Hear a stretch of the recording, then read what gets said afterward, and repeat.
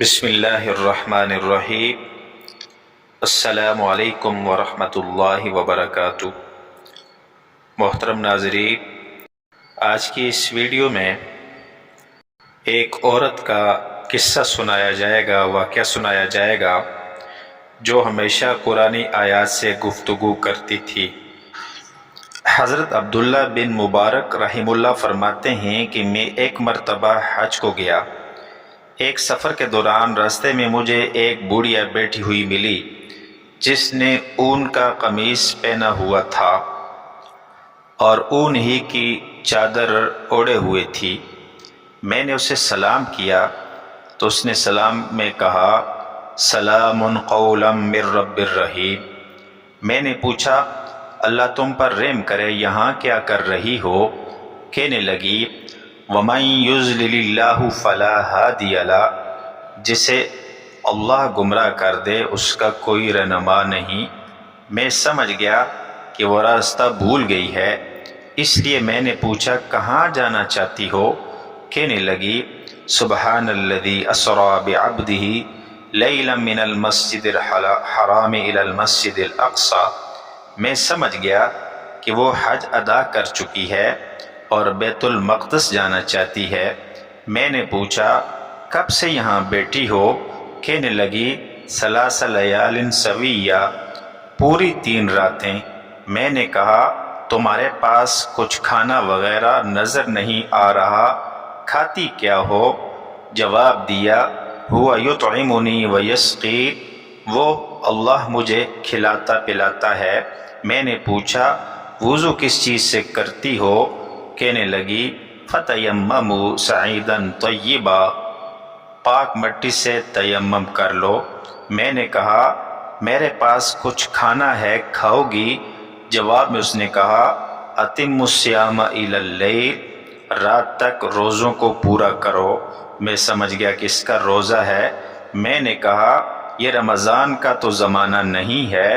بولی، وَمَن تَطَوَّعَ خَيْرًا فَإِنَّ اللَّهَ شَاكِرٌ عَلِيمٌ، اور جو بلائی کے ساتھ نفلی عبادت کرے تو اللہ شکر کرنے والا اور جاننے والا ہے۔ یعنی اس کا نفلی روزہ تھا۔ میں نے کہا، سفر کی حالت میں تو فرض روزہ نہ رکھنا بھی جائز ہے۔ کہنے لگی، وَأَن تَصُومُوا خَيْرٌ لَكُمْ إِن كُنتُمْ تَعْلَمُونَ، اگر تمہیں ثواب کا علم ہو تو روزہ رکھنا زیادہ بہتر ہے۔ میں نے کہا، تم میری طرح کیوں بات نہیں کرتی؟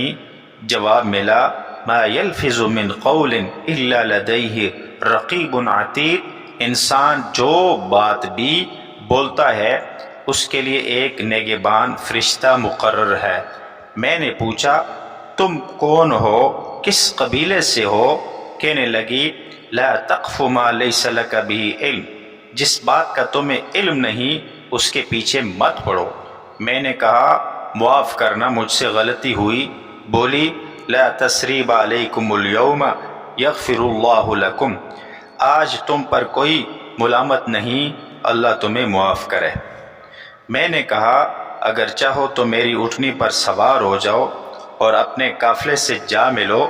کہنے لگی، وما تفعلوا من خیر یعلمہ اللہ، تم جو بلائی بھی کرو اللہ اسے جانتا ہے۔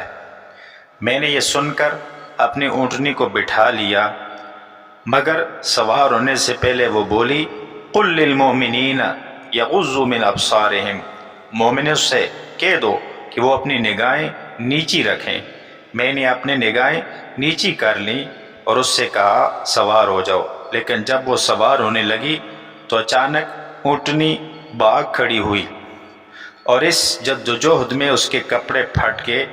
اس پر وہ بولی، ما اصابکم من مصیبت فبما کسبت ایدیکم، تمہیں جو کوئی مصیبت پہنچتی ہے وہ تمہارے اعمال کے سبب ہوتی ہے۔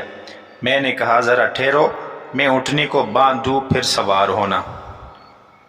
وہ بولی، ففہمناہ سلیمان، ہم نے اس مسئلے کا حل سلیمان علیہ السلام کو سمجھا دیا۔ میں نے اونٹنی کو باندھا اور اس سے کہا، اب سوار ہو جاؤ۔ وہ سوار ہوگی اور یہ آیت پڑھی، سبحان الذی سخر لنا هذا وما كنا له مقرنين وإنا إلى ربنا لمنقلبون۔ میں نے اٹھنے کی مہار پکڑ لی اور چل پڑا۔ میں بہت تیز تیز دوڑ رہا تھا اور ساتھ ہی زور زور سے چیخ کر اونٹنی کو ہنکا بھی رہا تھا۔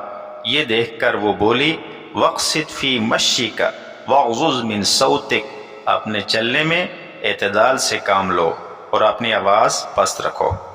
اب میں آہستہ آہستہ چلنے لگا اور کچھ اشعار ترنم سے پڑھنے لگا۔ اس پر اس نے کہا فَاقْرَؤُوا مَا تَيَسَّرَ مِنَ الْقُرْآنِ، قرآن میں سے جتنا حصہ پڑھ سکو وہ پڑھو۔ میں نے کہا تمہیں اللہ کی طرف سے بڑی نیکیوں سے نوازا گیا ہے۔ وہ بولی وَمَا يَذَّكَّرُ إِلَّا أُولُو الْأَلْبَابِ، صرف عقل والے ہی نصیحت حاصل کرتے ہیں۔ کچھ دیر خاموش رہنے کے بعد میں نے اسے پوچھا تمہارا کوئی شور ہے؟ بولی لا تسألوا عن اشیاء ان تبد لکم تسؤکم، ایسی چیزوں کے بارے میں مت پوچھو جو اگر تم پر ظاہر کر دی جائیں تو تمہیں بری لگیں۔ اب میں خاموش ہو گیا اور جب تک قافلہ نہیں مل گیا میں نے اس سے کوئی بات نہیں کی۔ قافلہ سامنے آ گیا تو میں نے اس سے کہا یہ قافلہ سامنے آ گیا ہے، اس میں تمہارا کون ہے؟ کہنے لگی المال والبنون زینت الحیات الدنیا، مال اور بیٹے دنیاوی زندگی کی زینت ہیں۔ میں سمجھ گیا کہ قافلے میں اس کے بیٹے موجود ہیں۔ میں نے پوچھا قافلے میں ان کا کام کیا ہے؟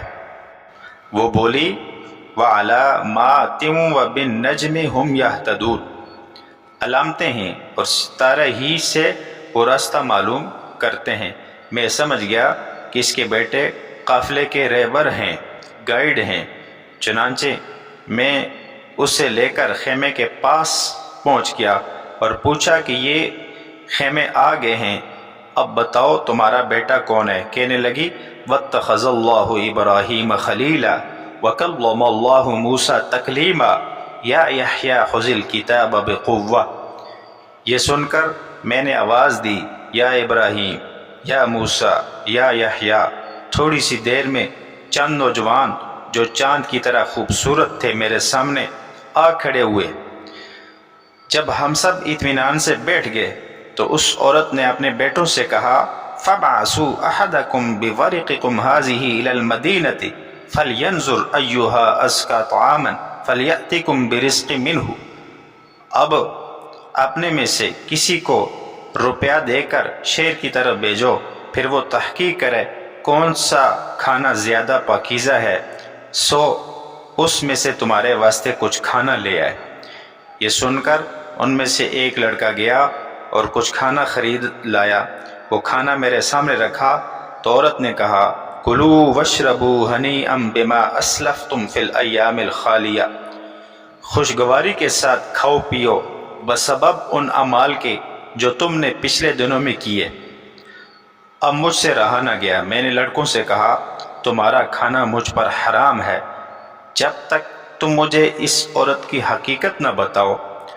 لڑکوں نے بتایا کہ ہماری ماں کی 40 سال سے یہی کیفیت ہے، یعنی اس کو 40 سال ہو گئے ہیں کہ اس نے قرآنی آیات کے سوا کوئی جملہ نہیں بولا۔ سبحان اللہ، یعنی 40 سال تک قرآن ہی پڑھتی رہی، اگر کسی سے بات کرتی تھی تو قرآنی آیات پڑھ کر اس کا جواب دیتی تھی۔ اور یہ پابندی اس نے اپنے اوپر اس لیے لگائی ہے کہ کہیں زبان سے کوئی ناجائز یا نامناسب بات نہ نکل جائے جو اللہ کی ناراضی کا سبب بنے۔ آج ہمیں بھی دیکھنا چاہیے کہ ہم پورا دن بولتے رہتے ہیں، طرح طرح کی باتیں کرتے ہیں، سوچنا چاہیے کہ کہیں ہماری باتوں سے ہمارا رب تو ناراض نہیں ہو رہا۔ عبداللہ بن مبارک رحمہ اللہ فرماتے ہیں میں نے کہا ذالک فضل اللہ یؤتیہ من یشاء واللہ ذو الفضل العظیم۔